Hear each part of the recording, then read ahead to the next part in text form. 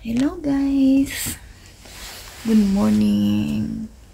Ang buhay ng caretaker.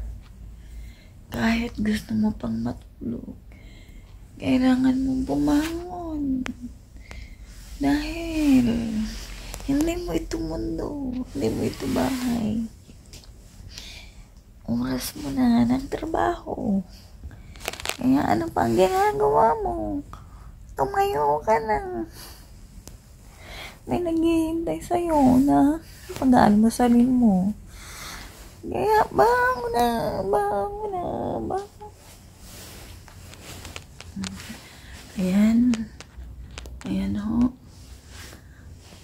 Ang sarap mga matulog. Kaso, kailangan mo nang gumising para magilamos, mag-toothbrush. Ang oras is 6:00 na ng umaga. Oras na ng pagpiprepare.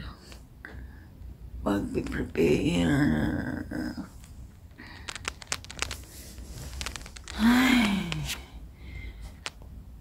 oras na. Ang sarap matulog dahil sa Sunday ngayon.